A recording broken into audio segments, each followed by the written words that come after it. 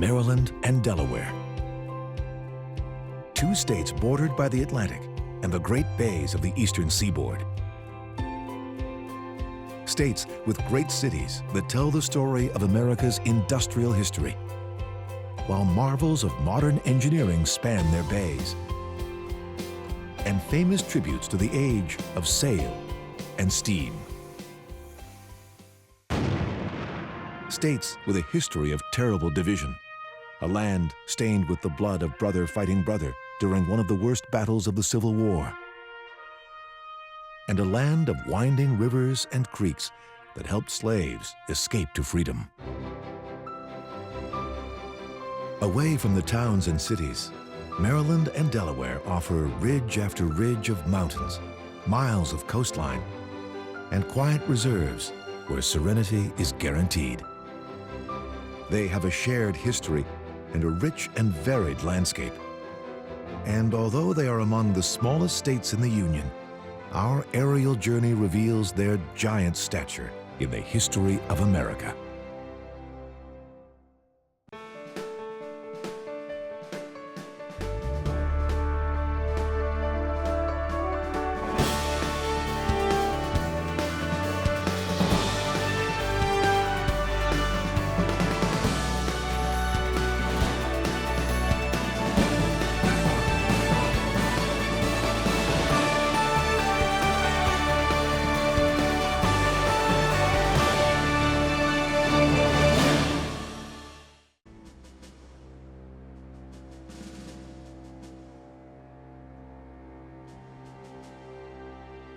In a daily ritual nearly 200 years old, volunteers raise a giant 15-star flag on a blustery morning in Maryland.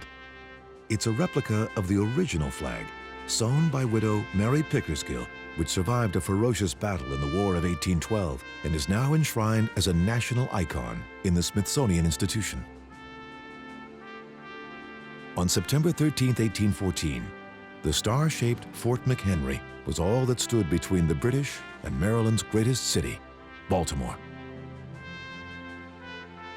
Against overwhelming odds, the fort withstood 25 hours of bombardment by British warships and a rocket vessel. On a boat on the Patapsco River, a young poet witnessed the battle throughout the night. When he saw the flag still flying after the onslaught, he wrote these famous lines: "Oh, say does that star-spangled banner yet wave o'er the land of the free and the home of the brave."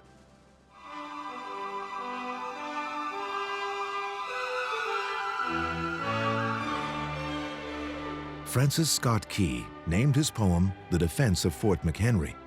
It was later renamed the Star-Spangled Banner. In 1931, it became America's national anthem.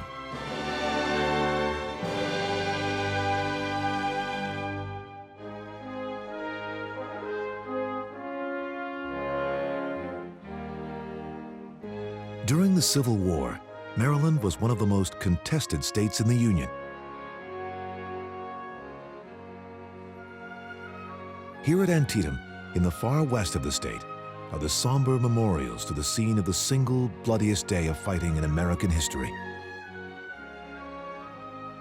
With a view extending all the way to the Blue Ridge Mountains, General Robert E. Lee gathered his Confederate forces on the high ground west of Antietam Creek as the Union Army advanced from the east.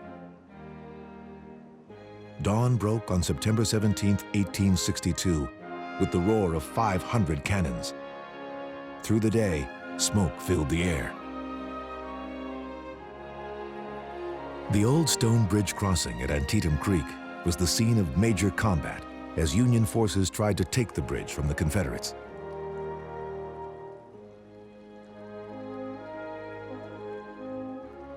Fighting was so bitter on this day, nearly 23,000 Union and Confederate soldiers were killed or wounded.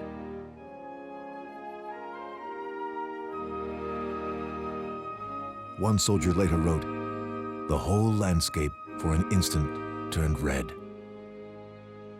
The massive losses halted Lee's advance north and allowed the Union to claim a strategic victory.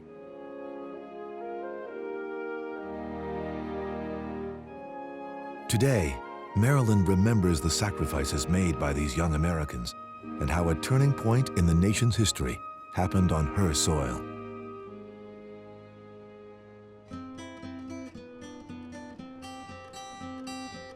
Maryland is a state defined as much by water as it is by land, separated by the largest freshwater estuary in the United States, the Chesapeake Bay. With its maze of tributaries, creeks, and ponds, the bay covers more than 4,000 square miles, an area so vast it could swallow the entire state of Delaware with room to spare.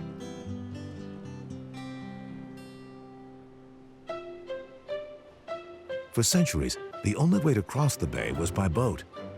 But in 1952, a marvel of engineering emerged, the Chesapeake Bay Bridge. Although many groups opposed the bridge as bringing unwanted development, it provided a fast link between the rural areas of eastern Maryland and the city of Baltimore. Today, 27 million vehicles a year travel under the suspension bridge towers, which soar 379 feet skyward. When the original span opened at a length of 4.3 miles, it was the longest continuous overwater steel structure and the third longest bridge in the world.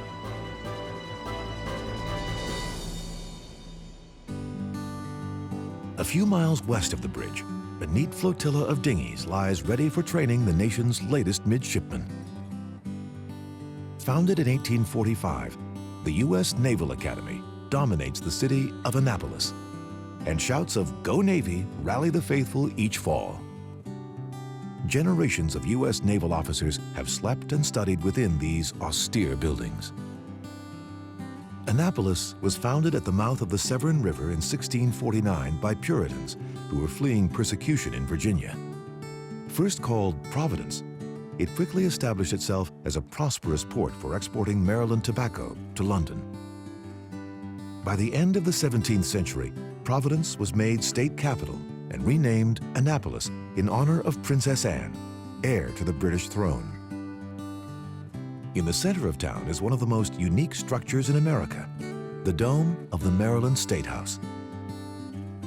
Completed in 1797, it's made entirely of wood without a single metal nail and is the largest of its kind in the country. It's thought to be modeled after a church dome in Germany. Around the State House is one of the greatest concentrations of 18th century homes still standing anywhere in America. Heading south, a Navy jet trainer performs textbook maneuvers along the western shoreline of Chesapeake Bay. It's an F-5 Tiger, the same type that masqueraded as the Soviet planes in the movie Top Gun. It's from the Naval Air Station at the mouth of the Patuxent River. Here, young pilots gain their first taste of supersonic flight and target practice on Old Hannibal. This World War II Liberty ship is grounded on the sea floor just 20 feet below. The holes you see in its side come from being riddled with .50 caliber bullets. 70 years old, it's still ready for a few more years of machine gun fire.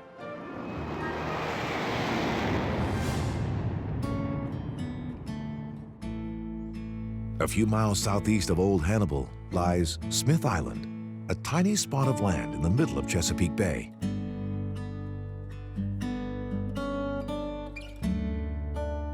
Only half of its total area is made up of dry or usable land, and more is lost to the bay every year. 260 full-time residents, most of them descendants of the island's original settlers, still cling to a way of life here that has existed for centuries.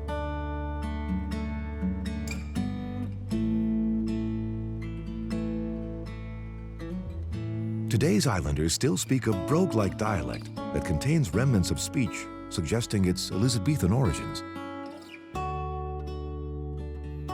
Over the last century, 3,300 acres of its wetlands have been lost to the bay, the victims of erosion and, scientists say, rising sea levels. For islanders, The days of making a living from the sea around them may soon be gone. With the next big hurricane, the island and its long heritage could disappear forever.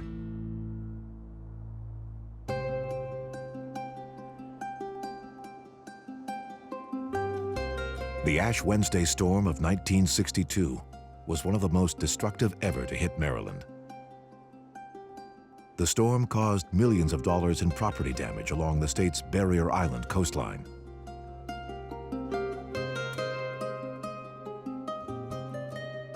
As a result of the storm, Maryland decided to protect this 37-mile stretch of pristine beach from future development.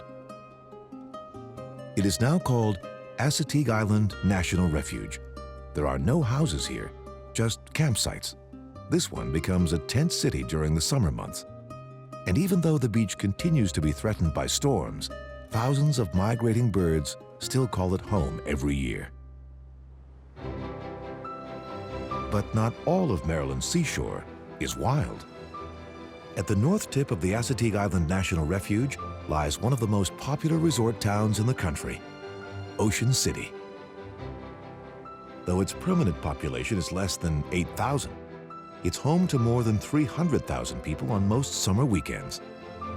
Located on the boardwalk, Trimper's Rides has been in business for over a century. When Maryland's Chesapeake Bay Bridge was finished in 1952, vacationers flocked here from Baltimore and Washington, D.C.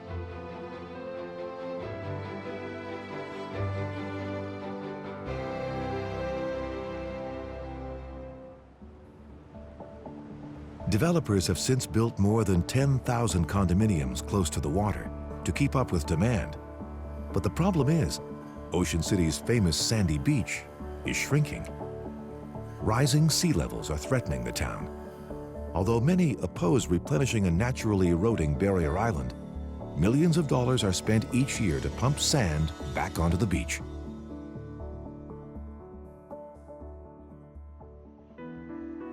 And Maryland's sandy Atlantic shoreline isn't the only coastal area under threat.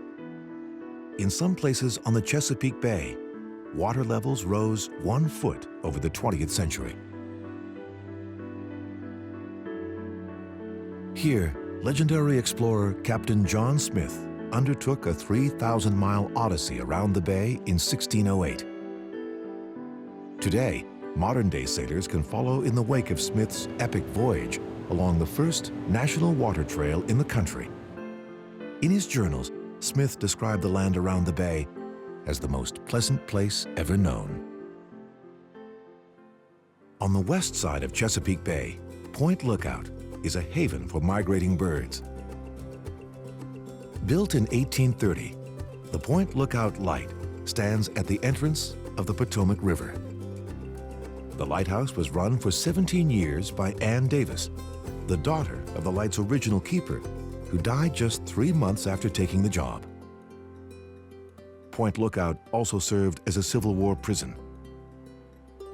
More than 4,000 Confederate prisoners died here under awful conditions. The lighthouse was finally closed in 1965. Now, it's popular with ghost hunters who claim the light is haunted.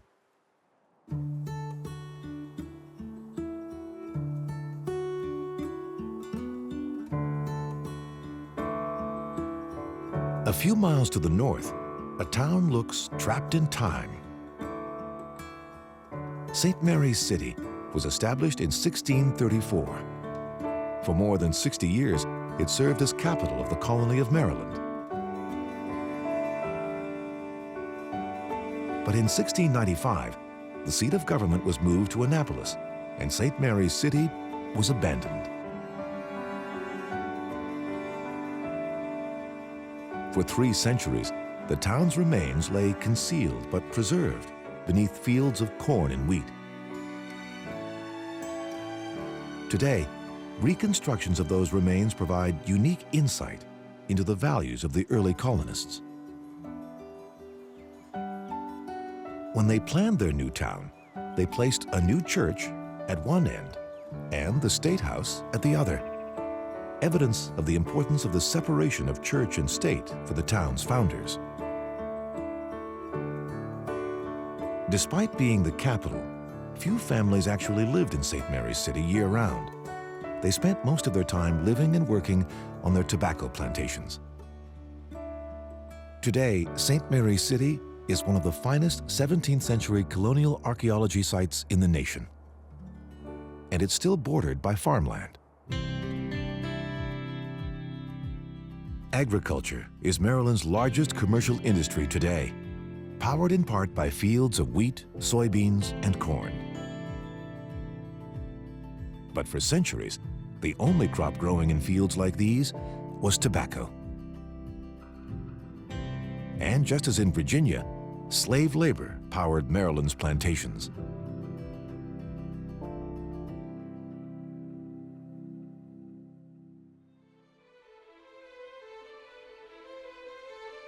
In this Dorchester County field, a plaque marks the birthplace of a young girl born into slavery around 1820.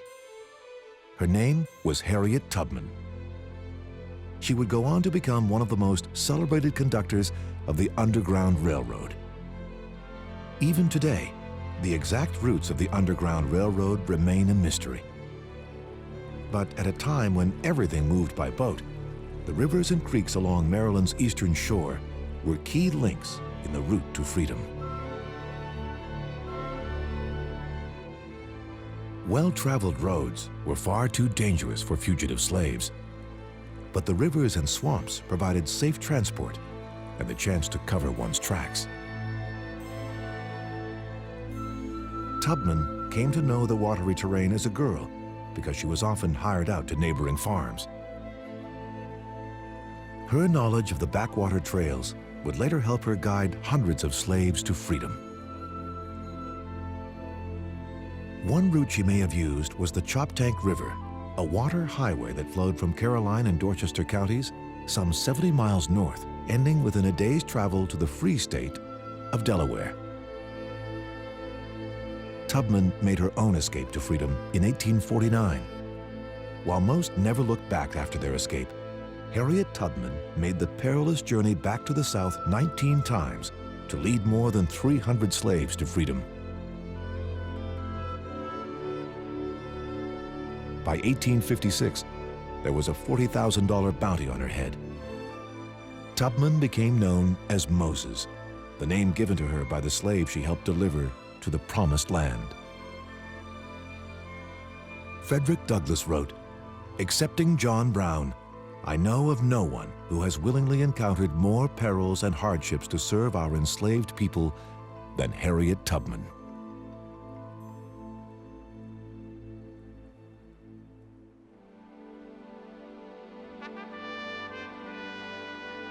Away to the west of the state, the countryside opens into woodlands and the gently rolling hills of Washington County. The best views of the area can be had atop a stone tower known as the Washington Monument.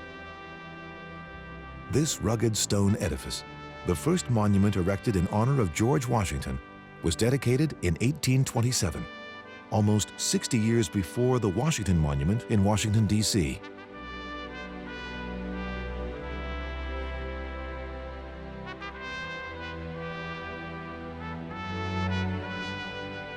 As a young man, Washington was a frequent traveler here, first in his job as a surveyor, and later as a leader of the colonial army.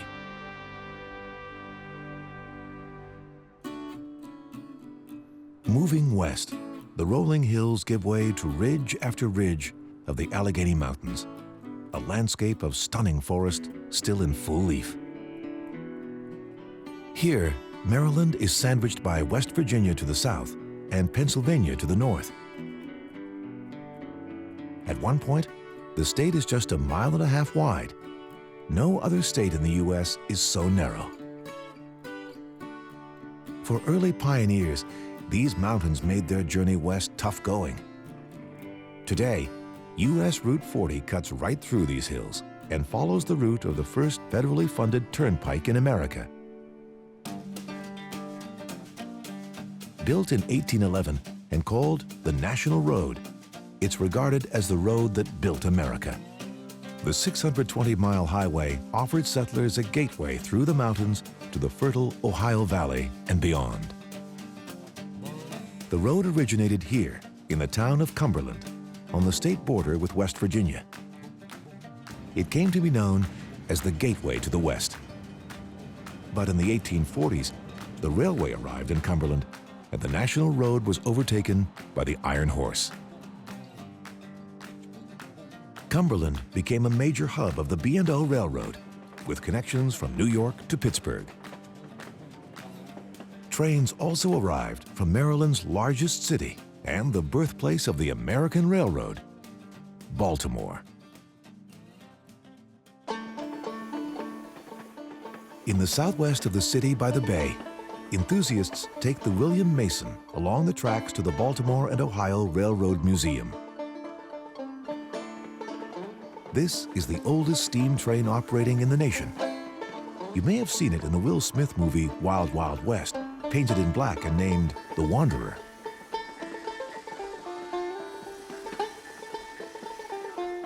The museum collection sits comfortably within this impressive roundhouse, once the largest circular industrial building in the world.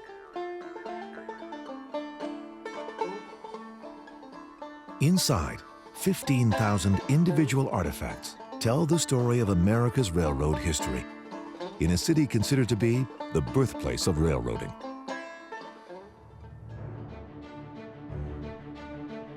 Baltimore's history is the tale of a tough port city built by generations of immigrants. Its architecture, a mix of elegance and grit. From the air, Baltimore appears as a grid of tens of thousands of brick row houses. But on the ground, invisible boundaries still define the ethnic neighborhoods established by immigrants who came to work in the shipyards and steelworks.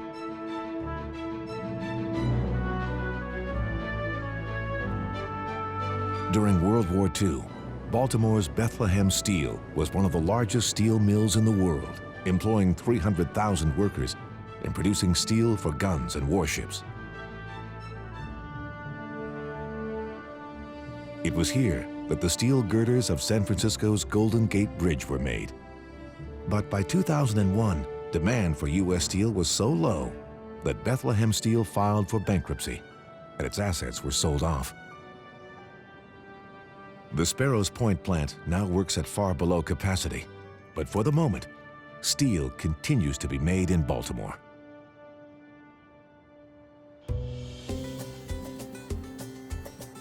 One reason steel plants and other industries flocked to Baltimore was its port. Ever since the town was founded in 1729, the deep sheltered waters of the Patapsco River have made it an ideal arrival point for cargo ships.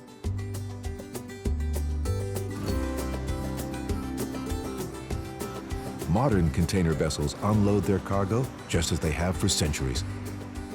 Although the scale today might amaze the city's forebears.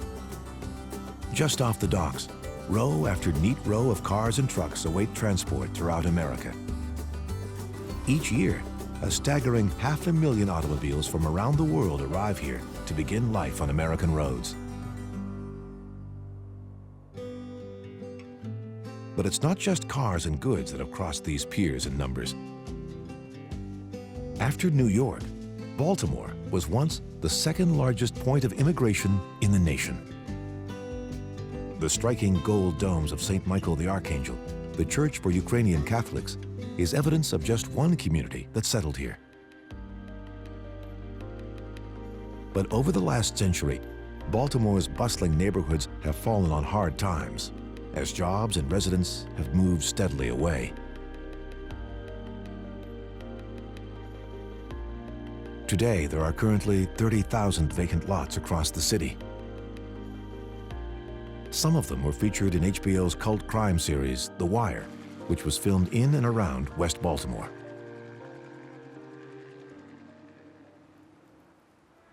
A small 2.5-story house stands out among empty lots and a low-income housing complex. 203 Amity Street was once the home of Edgar Allan Poe. He described his Baltimore brick home as this little house in the lowly street with the lovely name. The Poe House is now a museum. In 1849, aged just 40, Poe was found delirious on the streets of Baltimore and never recovered from an illness that remains a mystery to this day. Stories abound of an unknown stranger who visited Poe's grave for 60 years to leave 3 roses and a partially drunk bottle of French cognac in his memory.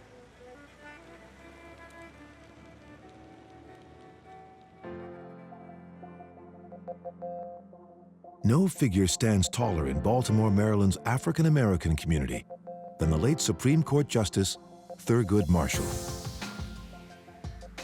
Marshall was the civil rights lawyer who argued and won the landmark case of Brown versus the Board of Education that ended legal segregation in schools. A native Baltimorean, Marshall received the Presidential Medal of Freedom, and the city's airport has been named in his honor.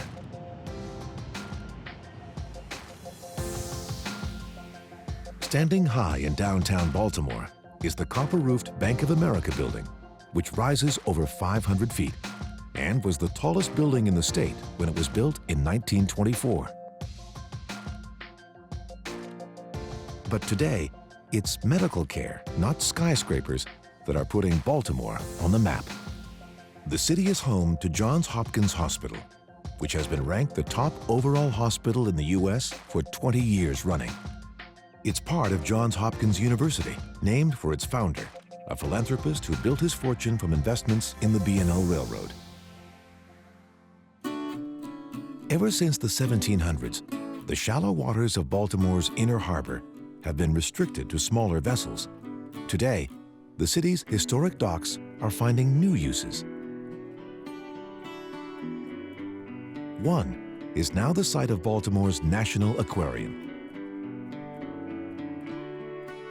16,000 animals, from plankton to sharks, live inside these angular glass walls. Nearby, a silent hero emerges. A 19th century ship with a colorful past. The USS Constellation was built in 1855. Soon after, it was sent on a mission to intercept slave ships at the mouth of the Congo River in Africa. Later, she defended Union troops and even carried supplies to famine victims in Ireland.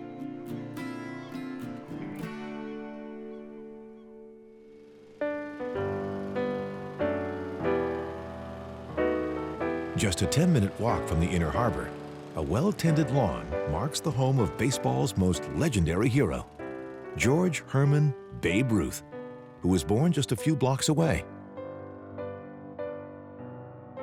Ruth's father ran a saloon known as Ruth's Cafe. Some say that the saloon stood at the exact same location as center field at Oriole Park, the famous Camden Yards baseball stadium. Here, on just about any summer night, thousands of Marylanders rise to sing the Star-Spangled Banner, the anthem that traces its roots from just across the harbor at Fort McHenry.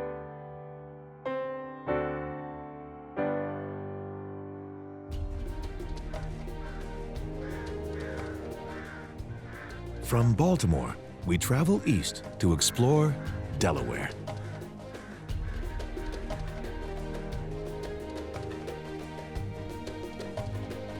President Thomas Jefferson is said to have described Delaware as a jewel, a tiny state with great historical importance.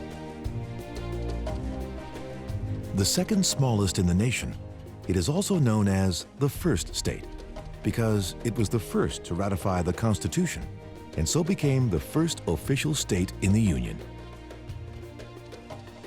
In colonial times, the state's extensive coasts along the Delaware Bay and the Atlantic made it a tempting location for settlers.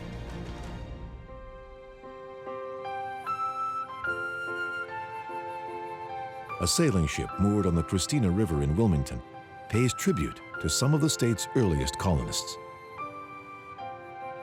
The original Kalmar nickel brought some of Delaware's earliest white settlers in 1638.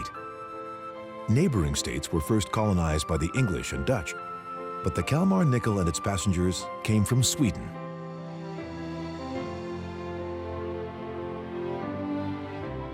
Built in 1997 and identical to the original, she can be seen sailing up and down the eastern seaboard, serving as a handsome ambassador of her state.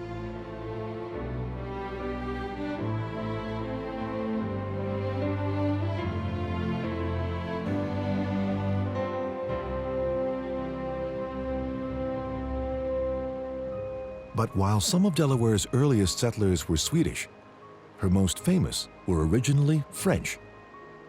It was here in the Brandywine Valley that Pierre Samuel Dupont de Nemours first settled after fleeing France during the French Revolution in 1799. In 1802, Pierre's son Eleuthère Dupont started a gunpowder factory at Hagley, using mills to grind the key ingredients, charcoal, sulfur, and saltpeter. The family's business was so successful that DuPont would later become one of the largest chemical companies in the world, making Delaware a center of innovation for a diverse range of products. At the start of the 20th century, the DuPonts were among the richest families in America. This 102-room chateau was built in 1910 by Eleuthère's great-grandson, Alfred. Named Nemours after the DuPont family's ancestral home in France, the 47,000-square-foot mansion has recently been restored at a cost of $39 million.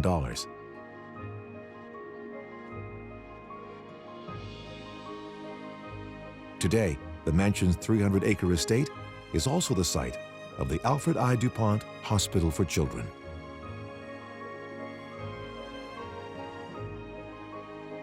DuPont is one of the largest chemical companies in the world and has facilities worldwide, but its corporate headquarters remain in Wilmington, Delaware.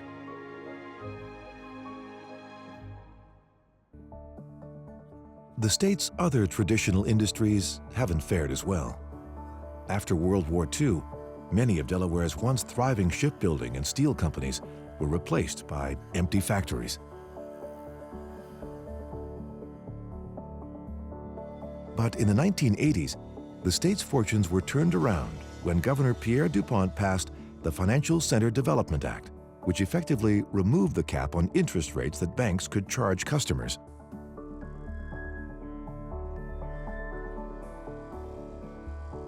Since then, Wilmington has become a financial center for the credit card industry.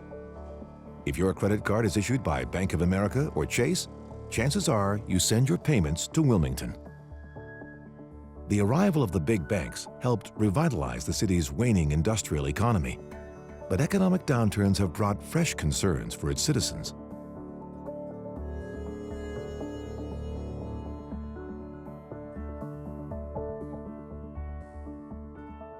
Luckily, Delaware has friends in high places, and none more than Vice President Joe Biden, state senator since 1972. A resident of Wilmington, Biden resisted living in D.C. for 36 years, choosing instead to commute daily from the city's historic train station.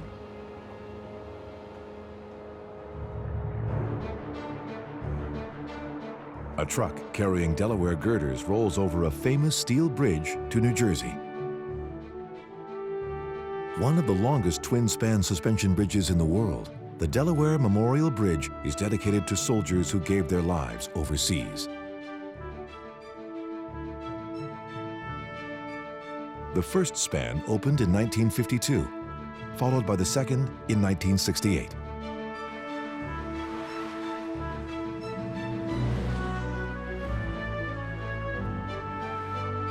Just a few miles southwest of the bridge, the bustling modernity disappears and the state's rich colonial past is revealed. The 17th century town of Newcastle is home to 5,000 people. Its historic district spans 3.5 square miles, land first settled by Peter Stuyvesant in 1651, and then fought over by the Dutch, Swedes, and the British, who eventually won.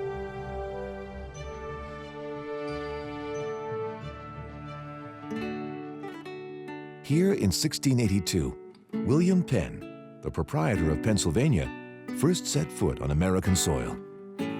Today, a statue stands in his honor on the old village green.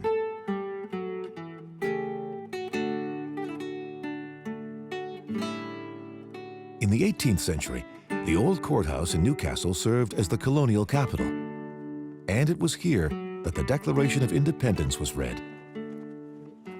George Reed Jr., the son of one of the Declaration's signers, built this 22-room home in 1801, intending it to be the largest home in Delaware. The Reed House, as it's known, is surrounded by the oldest formal gardens in the region.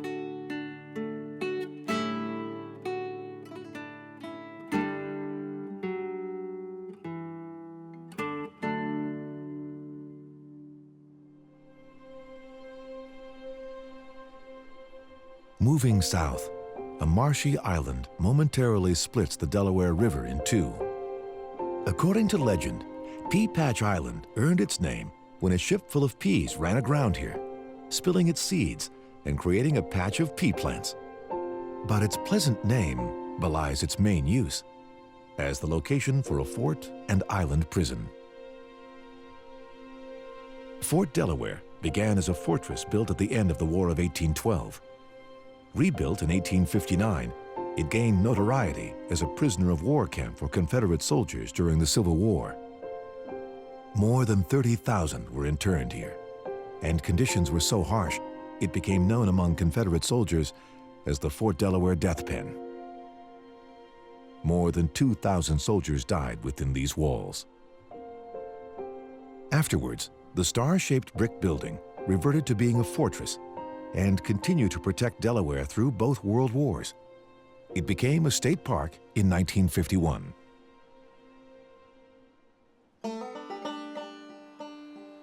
Further down the Delaware River, the coast becomes a maze of rivers, ponds, and marshes. It's a mecca for hunters, but hunting isn't allowed everywhere. Since 1963, more than 10,000 acres of migratory bird habitat is now part of the Prime Hook National Wildlife Refuge. A few miles to the north lies a peaceful place with a violent name. The Murder-Kill River is one of Delaware's great secrets, supposedly named after a massacre of Dutch traders by Native Americans in the 1640s.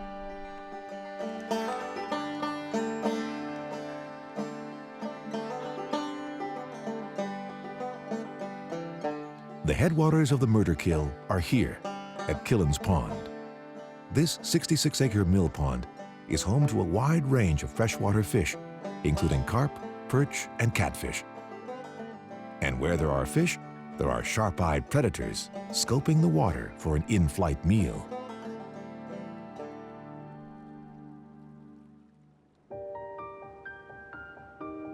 Further down the Delaware, the river widens to a broad bay where vast areas of marshland have been spared from development. But what may look like marsh has sometimes actually been sculpted by human hands. These neat rows of ditches date from the 1930s. They were dug to drain the marshes and control the swarms of mosquitoes that menaced beachgoers in nearby resort towns. Lewis is one of the last towns on the bay before it meets the Atlantic Ocean. It was also one of the earliest settlements in America. The Rives Holt House, a former inn, reportedly built about 1665 and expanded in the 18th century, has been called the oldest house in Delaware. The town's location made it a target for 17th century pirates and the British during the War of 1812. Every citizen was required to own a musket and ammunition to help fend off invaders.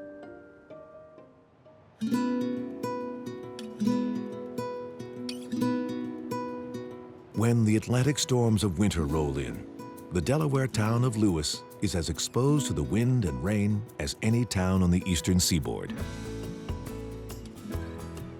But thanks to two dramatic breakwaters just off the shoreline, houses and sheltering ships are protected from the worst of the waves.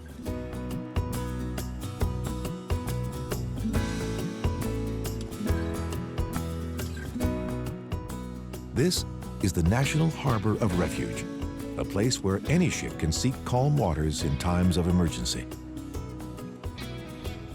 Made originally with nearly 1 million tons of stone that had been shipped down the Delaware, the harbor was the first of its kind in the Western Hemisphere.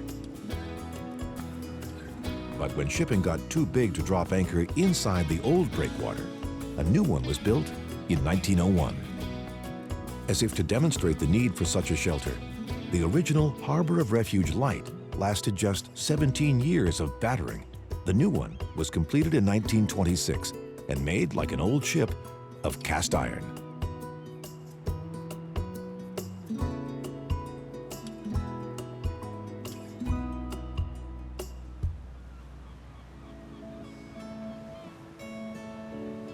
Far out in Delaware Bay, a ferry boat takes passengers and cars across the sometimes choppy waters to Cape May, New Jersey.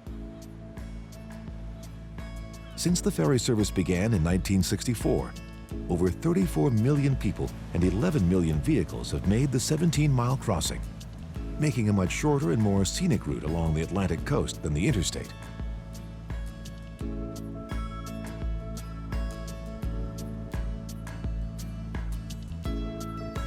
These waters can be calm or incredibly choppy. Either way, the MV New Jersey and her sister ships are built to weather the seasons, sailing all months of the year.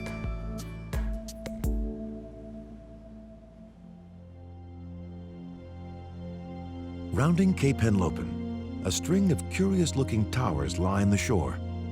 They are a reminder that Delaware's coastline was once America's first line of defense. Fort Miles was built in the Second World War to help soldiers identify the exact positions of suspicious ships or submarines.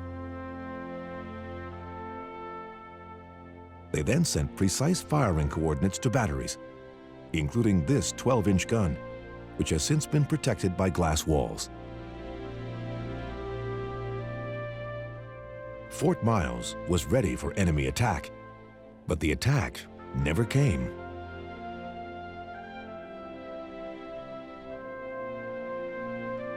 Its 11 towers are now more than a half a century old and stand as extraordinary sentinels of a world war that never arrived on Delaware's shores.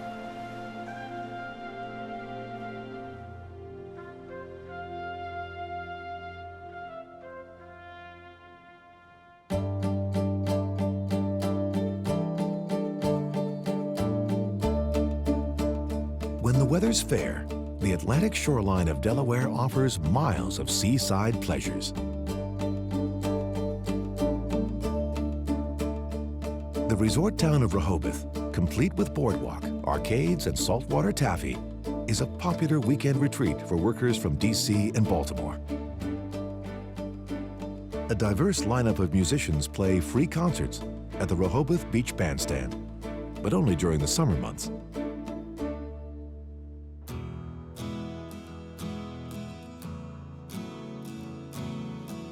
To the south, developments line the coast, but then the shoreline opens up to a 20-mile stretch of Delaware's sandy beaches, over half of which are within state parks.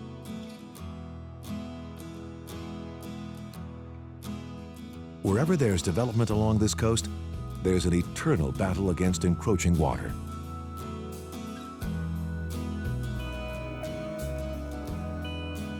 Take Fenwick Island, which has an extremely high flood risk. But for many, having the pleasures of the Atlantic at their doorstep is worth the gamble.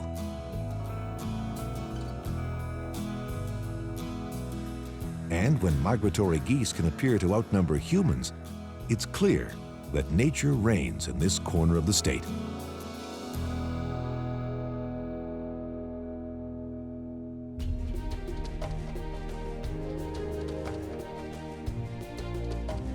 From its industrial and financial capital of Wilmington to the towns that still cling to its coastline, Delaware is a small state, but rich in resources and the legacies of those who settle its shores.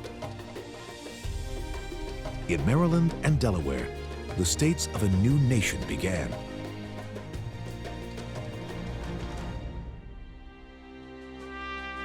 At Fort McHenry, an anthem that paid tribute to the hard-fought freedom of its settlers who ventured to cross an ocean by wind and sail.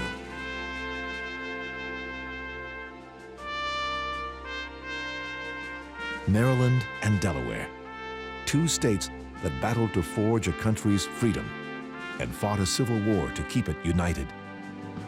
They are lands of adventurers, entrepreneurs, revolutionaries, and an anti-slavery heroine whose stories are painted across an ever-changing landscape of earth and water.